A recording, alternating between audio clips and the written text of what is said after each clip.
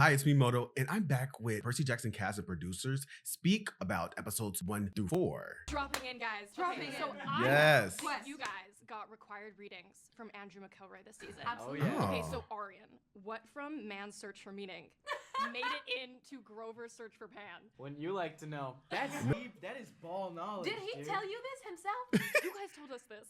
Oh. What? You don't remember? There's Oh my God, January. Man's Search for Meaning. That was actually. He gives me a lot of There's reading. yeah. He recently gave me this book. Jeez. Oh my God. Did you ever have a dream that you would? That you would, that you. Sorry. Yes. No, it's okay. We He all gives me slip a lot of up and books be like end up that. informing Let's what stop. I do on the Yeah. day, but Sorry, he, sorry, Libby. no, it's okay. He gives me a lot of books that end up informing what I do on the Yeah. day, but Okay. Man's Search for Meaning, particularly, it talks about basically the entire thing is about a man in captivity, you know, and what it's like to find hope through the darkest of times and what it's like to persevere without a definitive, you know, light at the end of the tunnel. And I think for Grover, that's such a foundational part of his arc this season is maintaining hope. For me, I saw the Superman movie when I was filming season. Yes, that movie was good. But give him a book that's similar to the character's story to really get into depth of characters going through. That's really smart. Too. Yeah, that was a And- big thing. Yeah, he always when I was filming season 3, but he always struck me as like Superman without the powers, you know, especially with that monologue in Superman. And I think they both share so many similarities. So. Yeah, hope no matter what. Yeah, that required reading. Yeah. Hope no Big. matter I can what. see that. Definitely. Oh my God. Okay, required readings. There's Art been of some- War. Art St. of Crispin's War. Day. Yes! I was just talking about this. Talk about She's the excited. readings and how they influenced Clarisse this season. Okay, so we did the readings, but the big thing that we did was we watched the St. Crispin's Day speech. I slept with it on. I brushed my teeth listening to it. It was like getting the iambic pentameter and like hearing how that sounds and trying to see how we can find like a really good rhythm for Clarisse's speech because Andrew knows, and he's such a like doll for this. He understands that a lot of the way my brain works is through audio because of like the whole music aspect of everything. Yes. And the big part about it was figuring out where the inflections were going up, where they were going down, what are the pauses like, and once having all of that down, completely forgetting all of it. Like that was Throw it the out the bigger window. So throw it out the window. So you just remember pretty much the cadence of it all, the feeling, the emotion that was coming from the speech instead of the actual words. like throwing it out of the window. Yes. But yeah, that insanely informed my speech. And I felt it. I was like, she's speaking from her diaphragm. Yes. oh my gosh, yes, it was diaphragmatic. It was powerful. Projecting properly through the crown of my head. You Yes, were, very yes. It Yes. was amazing. This is why I love a singer. Exactly, girl. You better project through that diaphragm, girl. Not from that throat, girl. Down here. Give me chest voice. Yes, deep depth. She ate that up. She's right. If she would have said those lines any other way, it would have changed. It wouldn't feel as powerful. But since she did go from my diaphragm, her felt so much more in depth, so much passion, so much emotion from it. Charlie, I don't know what you got this season. Did you have any required reading? He didn't do Andrew anything. didn't He just really listened to give Swan me- Lake. Yeah. Yeah. No, He said I didn't that's need my one. party actually was the thing. No, well, a little bit for the fight for like some of the fight stuff. I listen more like hardcore He stuff needed- like that. he But needed to then, get out. but some Yeah. it depended on the season. Also, like I added more classical stuff to the Okay. playlist as well. He's more But than just Swan Lake. more than just Swan Lake. He's Okay. a real full person. He Everyone listens thinks I just You listen. just walk around listening to classic I'm real. music. No, Andrew. I remember like and I'm blanking the name on the, but it was also to do with speech. Yeah. And I think it was, you know, because I feel like me personally, my speech is all over the place, and like I Yeah. think for Luke, he just wanted me to just really Very follow direct. through and Yeah. like Like a straight so, shot. yeah, Okay. just committing to what you're saying. Kinda. Definitely. But that was a long time. I don't think Yeah, you I give me know, like a it's forever ago. specific book for seeing. You We'll guys are figure it getting out. special treatment. I don't know. He said, y'all getting help. Well, I'm having to go my own direction to figure this out. Hold on. You guys are Figure it getting out. special treatment. I don't know. We have a flashback question for you. Oh yeah, okay. So you know how Thalia says, Luke and your camp have history. What is that history, and is it your mom? It is. It is. Woo! That was a good question. Yeah. No, yeah. I mean, it's like, you know, my Oh. mom, she went there. She tried to become the Oracle of Delphi, and then So you're like, It you was- grow up with Those- that knowledge, and you I still have go that to Cold knowledge. Half-Blood. Cold Cold half. Don't tell me. Exactly. Half blood. Yeah, that's where it all Mm. began. Good That's for where it it. all began, you know, and then her With his mother. took off soon after that. I need to So- find out the tea with her. I need to find out the tea. I don't need y'all to tell me, but I need to know the tea. Someone already did spoil that his mother did pass in one of my reaction videos way back from season 2. So I'm kind of irritated, but it's fine. I just want to know more in depth of what really happened to her. A line in the show. Cole He Tafflet. literally It said- is. It is. Secondary flashback question: how did it feel wearing your emo 14-year-old bang? Did you Oh, the Oh. bang! Yes, the Wait, bang. wait, Yes. Kevin Kevin Jonas. Wait, he did wear that bang. And that reminded me of that one clip of Walker in that one show or movie he was in. And he had the emo cut. Like, what's going on? Y'all on y'all emo bag, huh? Kevin All day. Jonas. Kevin, wait, Not Kevin of all the Jonas. Brothers. I almost But- have those. It was What like do you have against She said, not Kevin. oh my Kevin. god, Arian, we don't have time for this. And she's trying to be shady. Not what you got against Kevin. I almost have those. it was What like do you have against Kevin? Oh my We god, love Kevin. Arian, we don't have time. All right, for don't this. ask that. Don't ask it. I'm a bit of a Joe girl myself. Miss Oh. Yes. Okay, Joe is so slept on. I'm with Joe. Yeah. Love Nick. Kevin Nick is number Jonas. one, but I'm with Joe. Yeah. but Love we Kevin, though. mean We that love with all Kevin. love. Shout all out, love, shout Kevin. out. Love you, Jonases. But Also it- you, Kevin. Yeah, it felt good. But also you, Actually, not love you, Jonas, but also you, Kevin. Is he not one of the Jonas? Y'all are petty. I remember because I tried to like kind of make my voice a little like you can't tell too much. Yo, But like You get the little Absolutely. I would go cracks back to Mhm. I went back and like looked at just videos of myself. When I He was said we can't tell, but we can tell. That's up. I guess as people in general, we over judge ourselves and anything we do, especially when it comes to art. So we don't really feel like what we're doing isn't being perceived by the public or anyone we're trying to share it with, but it's being perceived. Trust me, especially as people who pay attention to detail. Luke, I was paying attention to your character, especially the flashbacks. You ate that up. The cadence of your voice, just from the way you were acting with your emotions, it felt like someone who's younger, not in their adult years. the one I took the most and just listened to before we started filming was just like a slate I did when I was like Mhm. 14, 15. I was like, hi, I'm Charlie Bush now and I'm 5'9". Aww. That's not how it went. you No, know. there was Okay, how'd a it go? crack or two, and there was My name adorable. is Charlie Bush now, and I'm 5'9". Oh my gosh, you're petty. Ari, now you know. Do you want us to bring it up? Rolling through. I didn't think so. Being told we have to wrap it up. So, Oh, okay, what? one more question, Already? or are we wrapping? Oh my gosh. Okay, I think we're being told we have to wrap it up. So, Oh, okay, what? One more How much? question, Only or are we 5 wrapping? minutes? One more question. Okay. One more? Yes. I don't Orion this season. We're seeing panpipes. We're seeing shrines to Pan. What was Mhm. it like developing all of that like lore and culture off camera for yourself? It was Oh. great. I Yeah. feel like there's so much that kind of goes unsung. That's not the word I'm looking for. But there's so much that kind of flies under the radar in the book. 'Cause, Yeah. You know, we don't get the opportunity to explore it.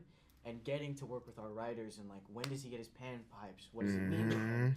What is this passing torch ritual? What is the rune of Pan? Does it come up later? Yeah. I think all of it just kind of adds to his character, and even getting to see the Council of the Cloven Elders, like Yes. Rest in peace. That scene. rest I in peace, know, that scene. that I don't was know what the that most is. beautiful set we need to see that. I have one, ever bro. I would love I to. remember I came that day. What and I is was like, that? oh my Yeah. gosh. It's gnarly. Wait, is it a deleted Getting scene? to see all of that, I feel like, just makes Grover feel like his own character. You know what I mean? Definitely. And even that scene when Oh. he's with Polyphemus and he sees all of these like. Oh, okay. She removed the spoilers. That's okay. No, come back next week to hear more.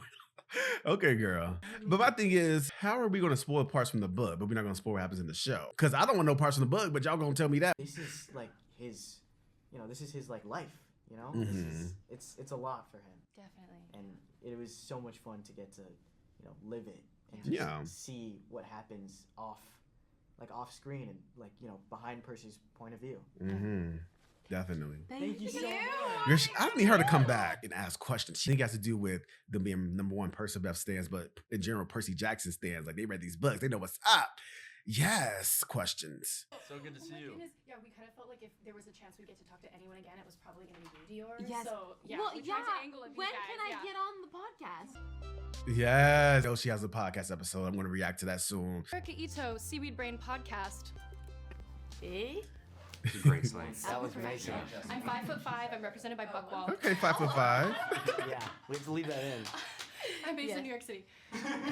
Oh my gosh, I know that's right. Birthday, height. These are my hands. Who's your family member? We're good? Okay. Mom's name. Okay, guys. Not mom's I am name. so sorry that because we are the podcast that we are, I have to now drop in to talk about Perciveth. Yes. Just pretend I'm like the Grey sisters right now. I think this podcast has made me love Percy Beth more. Their passion for it and just the information I got from it. Just for it. pretend I'm like the Grey sisters right now. Yes, and Grey you guys are sisters. back in the taxi cab. And Them Graces was messy. For real, girl. We're going to the T. I'm gonna be I don't want to interrogating. be back We're in that just taxi. It's gonna be Sitting here just- terrifyingly. position too. Exactly. Oh my gosh, they Yeah, so are. just pretend I'm Kristen Shaw. Okay, so Walker.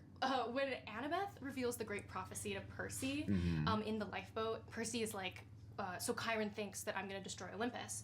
And then he asks, what do you think, to Annabeth? Yeah. And it's after Annabeth like doesn't really respond to that question that he's kind of like, I wish I didn't know. So I was wondering how much of that like frustration and anger is really because you get the sense that Annabeth doesn't trust you. Oh. I think there's a good. I mean, I don't know.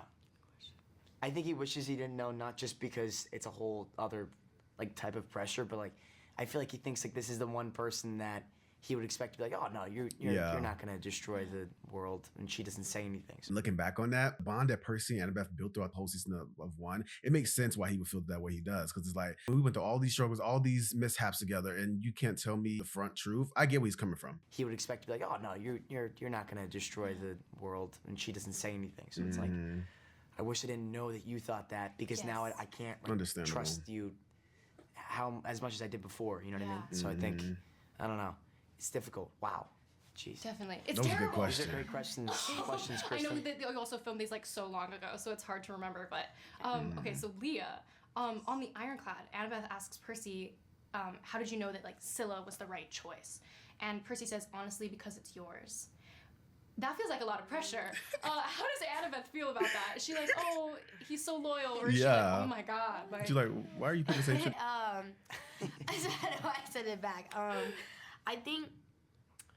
Oh wait, you generate these questions? Oh my gosh! Not generate like ChatGPT, girl. She's Leah. I love that she used the word generate, girl. That's so cute. this episode's like as many. generate these questions? Oh my gosh! I was gonna say, these are like, I'm like, I Ollie, really we've think watched about these this. episodes like as many How times many as did you legally watch? possible. Like 1 all? through 4. 1 through. Oh, so you got through 4. oh my gosh. Okay. Yeah. The end of 4. So good. Okay. Oh my gosh. I think it could go two ways. I think honestly, she is a little bit relieved that he is trusting her again after she was just like, I can't tell you this. Yeah. This and that and stuff, and you can't know. So, and we're all like, don't keep any secrets from each other, basically. And I think that she felt a little bit relieved. At the same time, I think she feels more pressure because what if her option isn't right? Like in the first season, he was like, what do you think? Like, what do you think? And she was like, there is some things that I don't know, you know? Yeah. So That's a lot. And you just like put some big like Understandable. I get what she's saying. They do be putting a lot of pressure on my girl. That's because my girl Annabelle, she does act like a know-it-all. Not in a bad way. At times. It's just she knows the plan. She knows what she has to do to fix and make things right, which we need somebody like that. Because if nobody else knows what's going on, yes, jump to the forefront. I get why people come to her and be like, girl, like, what do we do? thing that needs to be Yeah, answered on her information. shoulders all the time. yeah, exactly. So That's that's pressure.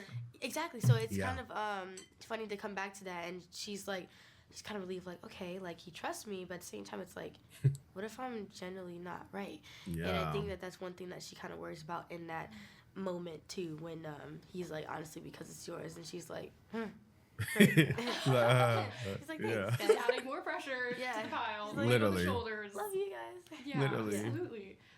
Okay, Walker. So Annabeth tells Percy the truth at the end of like episode 2 and 2 that she didn't really like all the normal kid stuff, and this is like a big deal for her. Yeah. And then the next episode, Percy's like, let's just go to the pool. Like let's go play games. Do you think Percy is like, she'll like the stuff if I do it with her? Yeah. I mean, Yeah. well, 100%. I just think he can't believe it. He, like, how could you do these things and also not like it? Yeah, he really does. It does not register for him. That's Like, It doesn't, because keep in mind, Percy didn't grow up in this life. He grew up as a human child most of his life, you know? So he's like, I enjoyed a lot of these movies, fairs, games. So it's different for him. Annabeth didn't grow up the same way. She grew up with a lot of her demigod side. She grew up fighting monsters. She grew up at the camp. So it's really different for them to understand one another. like, how could you do these things and also not like it? yeah, he really does. It does not register for him. That's Like, my favorite line in that season is when she's like, Yes. I did all the movie. I watched the movies you told me to. I rode a roller coaster. Wasn't that fun? And he was like, did you watch Jaws? Like, did you Literally. like, there's no way that you did this stuff and you didn't have a good time. yeah. So I think maybe maybe a little bit of it is like, I mean, I think most of it's like just But out of every movie, he said, "Did you watch Jaws?" I mean, Jaws is okay, but really, you want to subject her to Jaws? Like, I already did with monsters in real life. Like, you could have did something else. It could have been like something fairy, fantasy. You know what I'm saying? Like something cute. maybe a little bit of it is like, I mean, I think most of it's like just relax. Like we need to chill out and not think about this This because world. I know that she's gonna start thinking about it and then she's not gonna stop and then it's gonna turn You know, into she a whole overthinks. thing. Spiral. Exactly. So I think, and then I think the other part of it's like, there's no way. There's no, No way she way. did those things and then didn't have Yeah. a good time. Yeah, definitely. Okay, so it's like a mix of both. Leah, for Annabeth, why is it so scary to tell Percy? Like, why does she spend all the school year and those first 2 episodes like not telling him the truth? See, and that's where I think a little bit of that Percebeth kind of comes in that people don't realize. You know, some people when they look at this like, oh, so she's lying now, like she didn't tell the truth. I feel like she wanted to kind of make him so happy, but also still, you know, like keep it good between them. That she didn't want to also contact them, because she was like, if they were to call and he was like, hey, how are you enjoying it and stuff, she would have to be like, This is a "We're fun. good, it's great." Yeah, And she'd then have to lie more. Yeah, I get what she's saying. But like, I think that she would rather just not talk to him at all, you know, instead of trying to just lie right straight to his face. 'Cause I mean, it's kind of Annabeth's MO also. Like, she's very avoidant. even when she had to keep the secret from him, she didn't straight up lie. She told him, "I can't tell you." You know, so it's Yeah. not like she's lying, right? She's just But avoiding. at the same time, She don't want like, to I deal would with rather it. you just see Like, she don't want to hurt your feelings. It's understandable, but is it the right decision? No. You should always be upfront with people, be honest with people if you like something doesn't. Because if not, how would they know to not bring it up? How would they know to suggest things you actually want to do? you can't tell me, then be like, "Oh, it's nothing," and then like I'm over here thinking it's all sunshine and rainbows, you know? Yeah. At least with her and Percy, it's like she can't tell him, but at least he knows that like, okay, there's something at stake that I need to know, you know, or watch out for basically. But during that time when she's not talking to him, I think that that's the main reason why she didn't tell him, is because she wanted to please him and still satisfy him and make sure that he that. Even though she did do it, like she didn't just go didn't there and lie, was like, yes, "No, I'm not gonna do that stuff," and then lie. You know, like she did it and she didn't enjoy it. But I think not telling him maybe wasn't the full way to go, but it was at least still helpful to keep him happy for that time. year-long time. Definitely. I would have done the same thing. No, Avoid literally. avoid. It's very true, especially if you dealt with people in your life who suggested you do things and you do them, you don't enjoy them. Whether it's watch a movie, read a book or something, you thought it was really bad. You don't want to hurt that person's feelings and make it seem like they have bad taste or anything like that. Because a lot of people are very sensitive about the things they love. For that year-long time. Definitely. I would have done the same thing. Avoid. Okay, Daniel, I'm so sorry I've avoided you this whole time. This is our last question. Because you're sitting here in this group of people and you're like the only person we've never really gotten to talk to. Yeah. We have to ask you our main question, which is, do you believe Percebeth is the greatest love story ever? Yes! Oh, man, I should have known this is coming. Either answer, I think, gets me on the wrong side of a bunch of fans. The wrong side. I mean, yeah, well, yeah. That's okay, there's only one right also answer. fans that love Rachel Elizabeth there. Fans that love Rachel Elizabeth there. And, Wait, are there? This tea? I don't even know nothing about it. I just know I've heard Rachel multiple times. I heard Aryan say in the CCXP or something like that, 25, want Rachel. He's excited to see Rachel. People keep saying Rachel. She the mistress? I'm making up assumptions. I don't know. Never mind. There's no fans that like Rachel. Listen, I like Rachel, It's but like, I'm not. obviously I don't the think greatest that's love like story Not as a of all girlfriend. time. Obviously, 100%. Oh, she Totally. is the girl. She is the. He cheats on her. No, people say she doesn't cheat. It says it just gets messy. Let me stop. I don't know. Don't explain it. I'm just confused. Believe that they're Are the there any star-crossed fans? lovers. Yeah, destined to change the world and their own lives. There's Yeah. always fans. If there are, they're hiding. They're not saying. They're in hiding. Yeah. Y'all heard it here. Anybody who stands, I guess, Rachel and Percy, you're in hiding. Don't come out of the shadows. Stay in the closet because they're gonna hunt you down. Yikes. Well, thanks, Daniel. Yeah. Hopefully I don't stand them. Scary. Well, I love Annabelle so No, much. that's like saying like the Annabeth and Luke type of like stuff. It's like, Oh, that's true. you know, Annabeth and they who? have such a great. it's like saying like the Annabeth and Luke type of like stuff. It's like, Oh, that's true. you know, Yeah, they have. Wait, hold on. I thought he was big bro. Who's standing them being together? Such a great love story. yeah, such a great. She So cries in his amazing. face this entire season. So beautiful.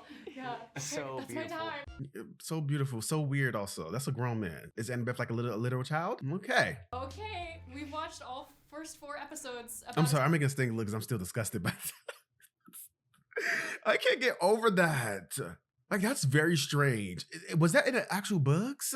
Maybe it's not as dark as I'm taking it to be, but wow. So, got some specific questions for y'all. Yes. We're getting a lot of May Castellan setup this season, from Sally Jackson being acknowledged as a seer to Charlie having beef with Colt. Oh, so she's a seer. That's what it was. That makes sense. I was wondering how she knew some of the things she knew. I was like, girl, aren't you a human? To Charlie having beef with Colt Half-Blood Mm-hmm. in the flashbacks.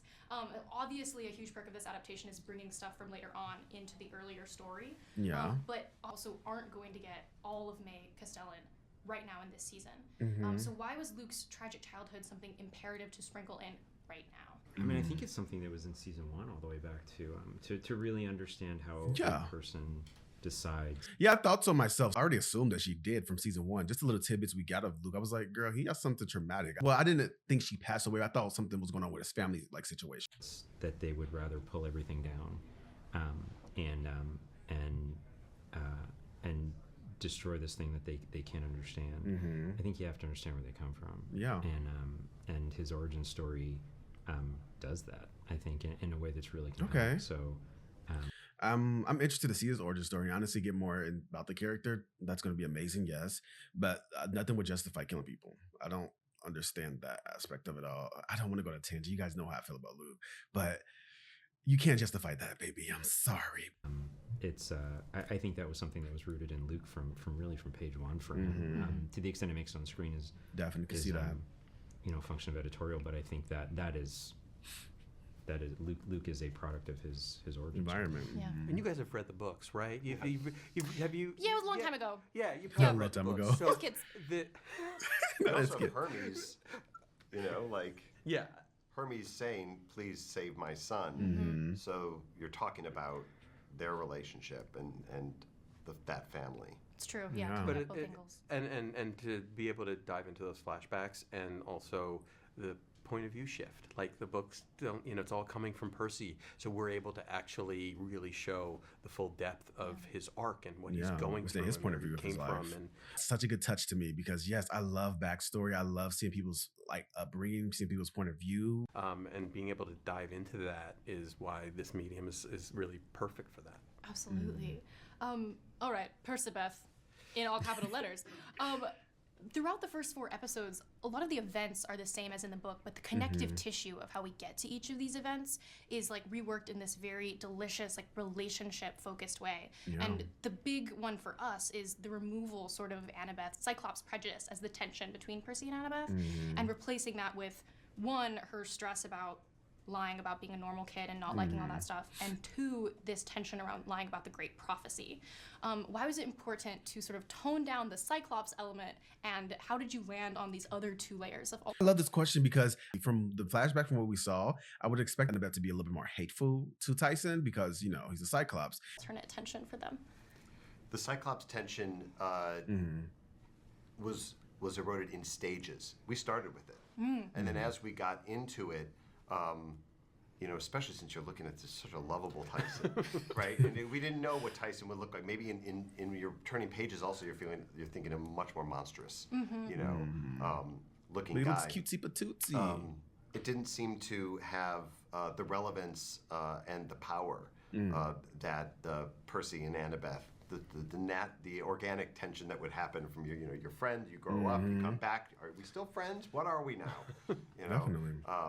And that Tyson is though squarely still in the middle of it. Yeah. They can't quite connect because Percy owes things to his obligations towards Tyson. Yeah. Now he has and she is a little bit annoyed responsibilities. with him, but he has obligations towards Tyson. And she is a little bit annoyed with him, but we all love him, so. Yeah. All right, so we True. asked the cast throughout season 1 what it would take for each of their characters to join Luke. And now for Percy, that answer this season feels very squarely like Annabeth. He says it's the right choice because it's your choice. So for me, that begs the question, what would it take for Annabeth to join Luke? Ooh. Good I question. can't wait for you to watch the back half of this season. Wait. I know the answer is Thalia, essentially. Yeah. Yeah. Mm-hmm.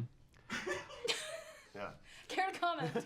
Or does that open up something for Annabeth to say, join me, Luke? Right? because Okay. of Leah. So it kind of swings both ways. That this is the trio, the OG trio that has. Yes, the OG trio, they're not lying. But it is interesting when you think about it. I'm very curious about season 3 for that fact. Like, will Luke come to the good side with Thalia and Annabeth, or will Annabeth and Thalia go to that side? You know what? They're making me a little scared because I don't know what to expect now.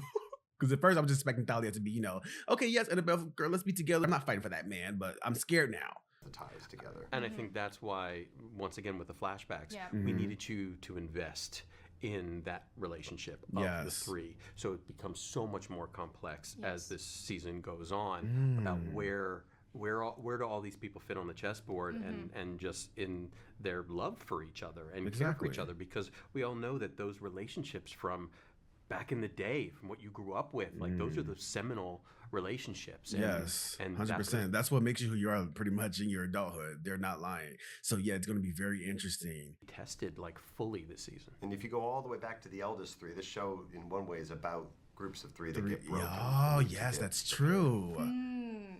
Like the big three The brothers. gods. Yeah, yeah, the three definitely. gods, the main big three. Oh, all right. Luckily, we've reached this question that I personally really need an answer to. Something that we have struggled with as readers and as podcasters is Chiron. Great, this is our last one. Please explain to me why Chiron is so busted and chooses to tell Annabeth about the Great Prophecy Literally. and say, you can't really tell him. I'm not going to tell you the whole. Does he Literally. really think that they can delay? Shouldn't he know better than that? That you cannot delay and put this thing off, and he still chooses to talk to her.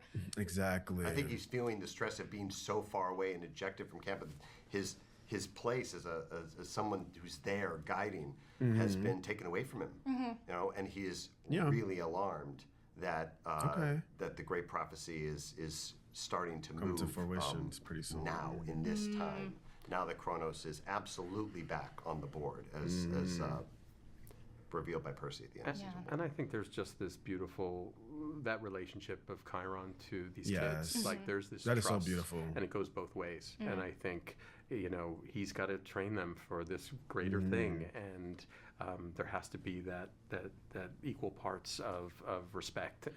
Literally, it just seems like Chiron's the only person in that in that world that cares about these kids.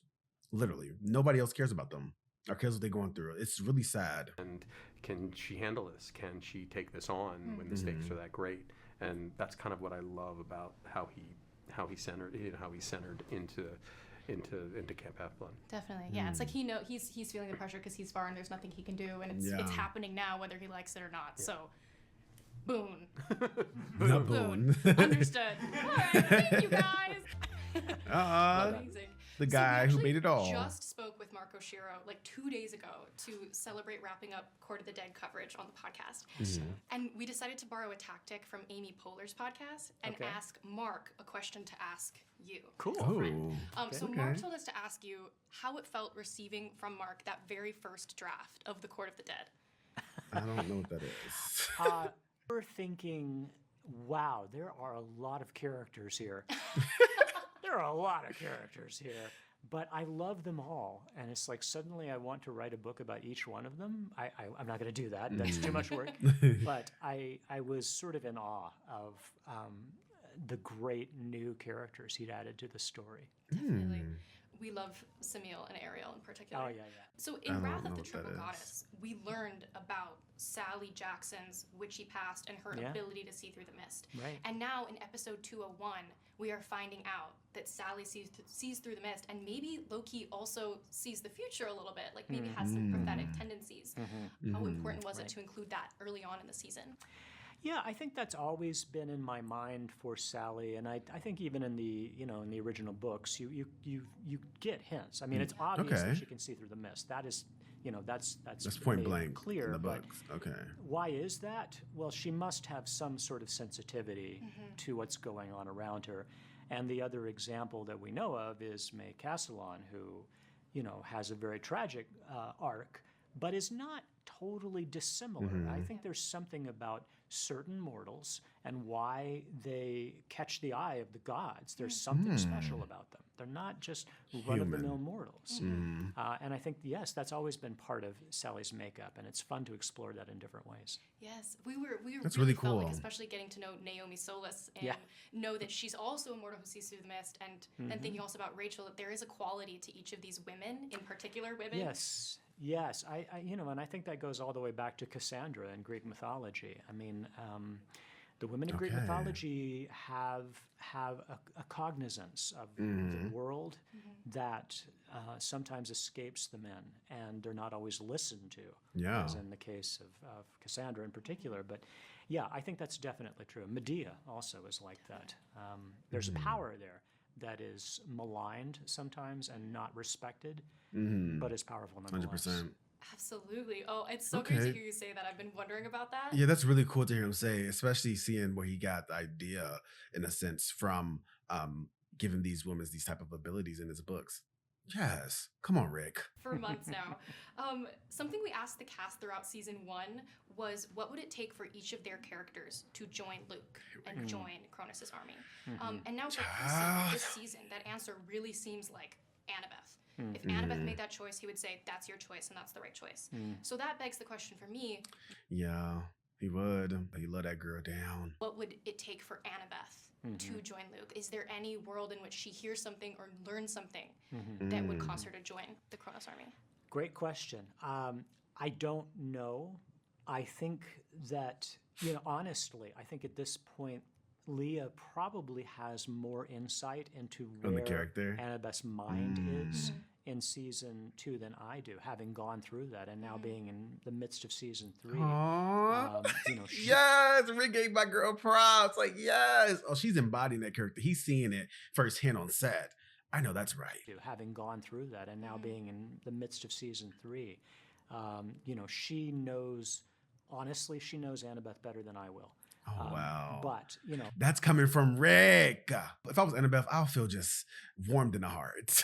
I would just get happy. Is there a world in which it might happen? I imagine there is. What that would look like, I don't know. I think it would probably, I'm spoiling things because, I'm in the middle of season 3 now. Absolutely. But I think the linchpin to Annabeth is probably Thalia. And so what domino falls when and why? But if you're asking them... It's expected for Thalia to be the one, if she does do that. Like I said, I don't know what to expect now because I was not expecting Thalia to even want to go to that side. But they're saying, you don't know, you never know. Like, hold on, I should know she's not going. You're asking the right questions that you should be thinking about because this season's tough. It's about taking sides, and it's not at all clear what side's the right one. Oh, wow. Definitely. As we get allegorized. That's how dark it's going to get. See, I was expecting to get just a little tad bit like adulty type of thing, more serious lines. Okay, never mind. I'm not that excited. I'm excited, but I don't know what to expect now. This episode so well. Which choice is the right choice? Who are we going to sacrifice? Okay, so our last question. So from the Sea of Monsters, this book forward, we really seem to get one Greek myth followed through for each book. So there's Odysseus, and then we get Hercules, then Theseus, Daedalus, and then Achilles. When did you realize that was like a framing device that you wanted to use, and how did you choose Odysseus for this moment as like the first one?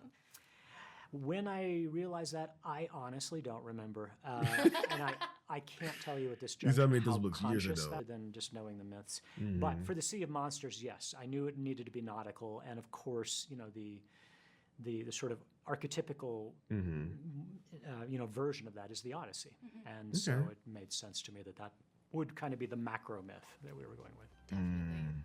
That's all the time we have.